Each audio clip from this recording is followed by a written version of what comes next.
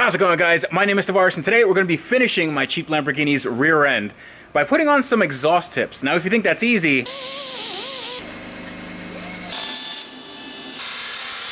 it's not.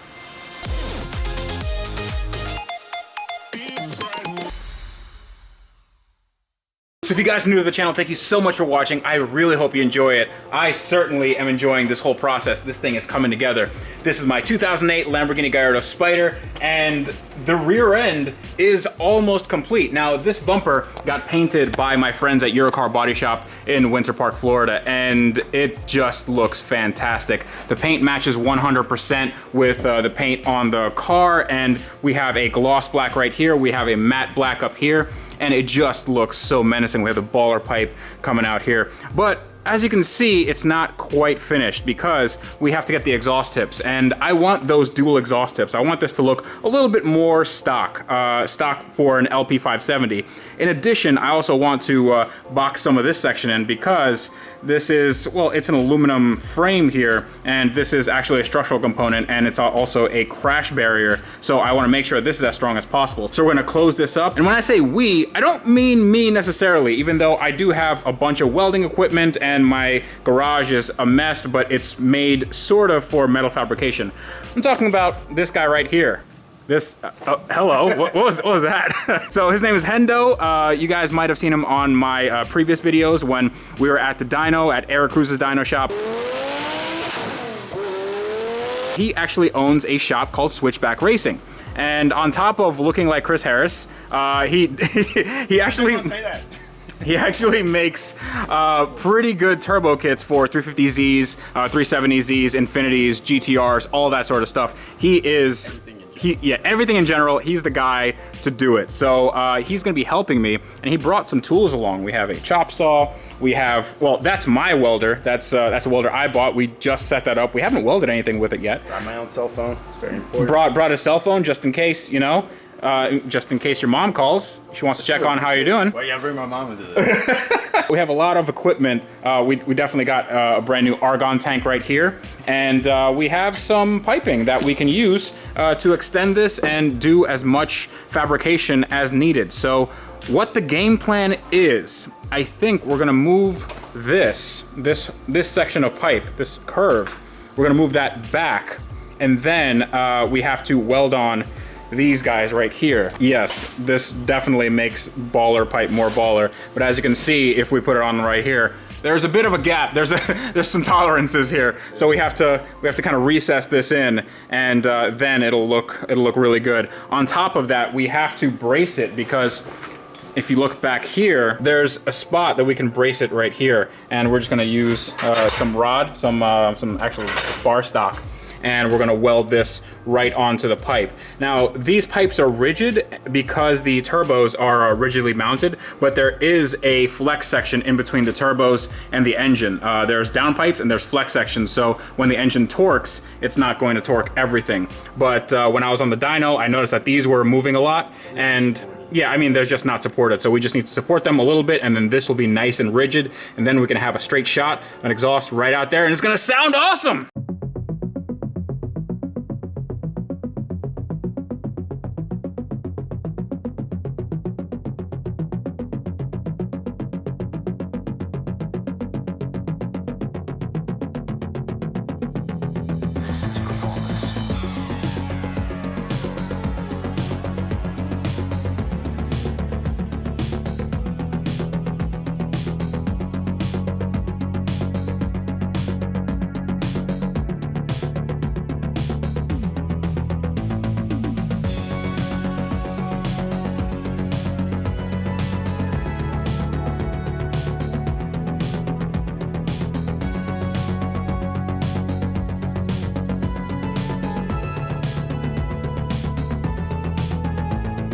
All right, now that we got everything prepped, you can see that we took off that ceramic coating. I'm gonna have to put that on later, but we're gonna put on V-bands. And V-bands are this thing right here. It basically allows you to take on and off an exhaust without any sort of gaskets or any material. It's just a sort of an interference fit. Yeah, it just makes it like that. So the problem with V-bands is that well, when you weld them, Any flange, really. yeah, Any just flange, really. yeah, any flange. Like it just when you weld something, you're introducing a lot of heat, and that warps the metal. Correct. So with V-bands, since they're really thin, and you're welding onto here, you're introducing a lot of heat, and they tend to warp. And when they warp, they don't work anymore. So how do you fix that? You've just gotta exercise extra caution. So Extra- not to throw too much heat into them. You don't want to hang out in one spot for a long time. So kind of try to keep your heat uniform. Yeah. Do you think that we should leave this clamp on?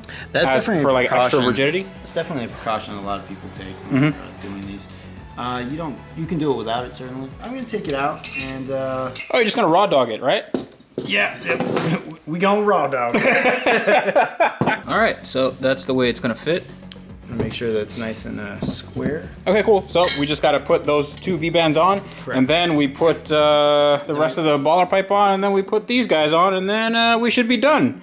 That's how it works on TV. Yes. So we'll try to time lapse it and make it seem that way, but yeah. I Yeah. mean, it's never that simple, but Yeah. we're gonna try and make it as simple as possible. okay, yeah, let's do that.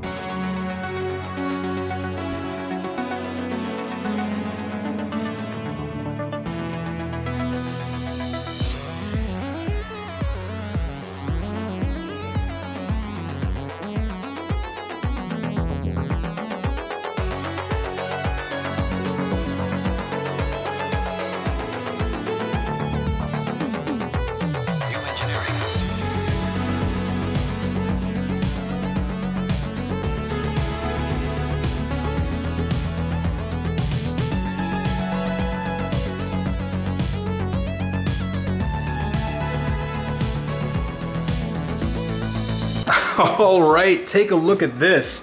This is looking so much better. We have the V-bands, and look at those welds. Just so good. So the reason why these welds are discolored like that, it's actually imperfections in the metal.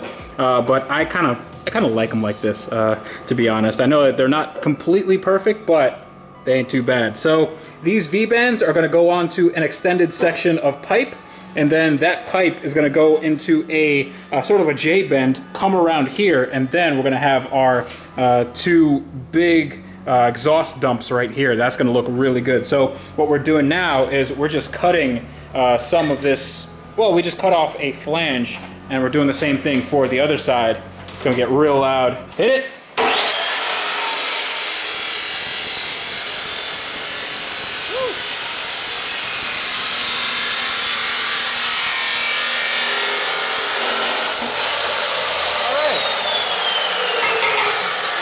So this is going to be our little center section. We're just going to measure that out to see how much we need to kind of lengthen it.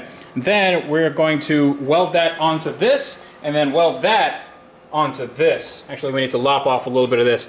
And then all that goes on the car, gets welded, and then we have to do that to the other side, but in the mirror image. This stuff takes so long. So long.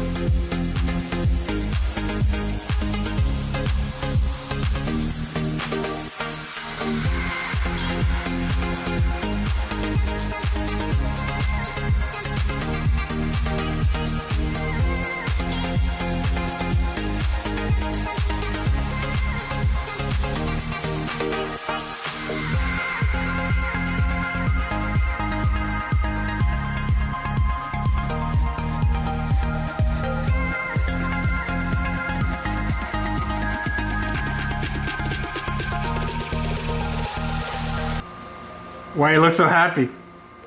Because it's baller. Because it's baller? What's baller? The pipes. They are. Guys, check these out. It looks so good. We got both V-bands on, one here and one here, and we got everything fully welded up with the dual exhaust here. Now I know some of you are going to be talking some smack about the fact that it's not a true dual exhaust, but it goes from a 3-inch to dual 4 inches. So listen, it's fine. We're not going to have any flow problems here, okay? And even though there is a weird kind of like some flow goes into this from here, that doesn't matter, okay? What matters is this looks really, really good, and it's all removable in sections, so I can remove this section. If I want to put like a resonator or some kind of bullet style muffler, then I can do that. If I want to do something else, I can do that too. It's all removable and it looks fantastic. So this is what the Welding Jedi welded up, Tony, did originally, and then we had to cut that off and do this stuff. In addition, some of you were telling me that I should take care of this. I just cut this off and didn't do any welding. We actually did weld this up. We boxed it in, so this is nice and strong. Again, this is a structural component, and we made sure that it retains as much structure as possible. And we also have the good fitment for the bumper. The bumper, which is down here. And what I'm gonna do now is we're gonna fit up the bumper. We're gonna make sure that everything looks as good as it can. And then we're just gonna have to weld up some tabs kind of back here, going down to here, to cinch this once and for all to make this one rigid piece. And then we're gonna be done. This actually took a lot longer than I thought. It took like 2 days. That's how it goes. That's always how it goes. What? What? I heard. That's how it goes. I heard that it was supposed to take like 5 minutes. What happened? Oh yeah, take a look at that. Everything is perfect as far as fitment. We have good fitment over here. It's not hitting anything, even though it is close. Actually, I have to bring this up, but we have a good amount of clearance here, and don't worry about this burning the bumper because this is all ceramic coated, and I'm gonna have the entire thing ceramic coated, but this is looking spectacular. It just looks like OEM plus. What do you think? It looks pretty good. It's a spicy meatball. We like this. It is. There's gonna be very many spicy meatballs coming out of here. Oh my God, guys, this looks so awesome. So good. All right, so we just have to do one more bit of welding, actually 2 more bits of welding, one over there and one over there, and then we will be done. And my phone's ringing. Oh my God. Okay. So we got the brackets welded on, and there's plenty of space in between the exhaust and the frame, and the same on the other side, and everything is welded up. It's looking really, really good. V-bands, and this looks like a $50,000 setup. This is what you would pay a lot of money for if you were to get it from an Underground Racing or Hefner or something like that. But this is 100% DIY, and I'm so grateful that this guy helped out, and also Tony, big ups to him for doing all the fab work for the rest of the system. So this just looks absolutely amazing. I'm gonna put the bumper on. We're not gonna finalize the bumper just because I wanna do some stuff like I wanna paint this, and then when I put the bumper on, I also wanna make sure that all the fitment is correct. We want to make sure that there is, well, enough spacing for the back of here, and then we're gonna finish up everything 100%. Actually, before that, I have to do the oil situation. There still is an oil leak coming from this turbo, but that is gonna be coming up in the next episode where everything gets wrapped up in a tidy little bow, and I turn this thing on, and hopefully we make some flames coming from these awesome tailpipes. So that's gonna be it for today's episode. I hope you guys enjoyed everything. It has been about 2 or 3 days on this project. I know that it doesn't really take, well, you guys might not think it takes too long to make this sort of stuff, but metal fabrication takes a long time, doesn't it? Yes, it does. Yes, it does. It's true. It does. He's a metal fabricator. He should know.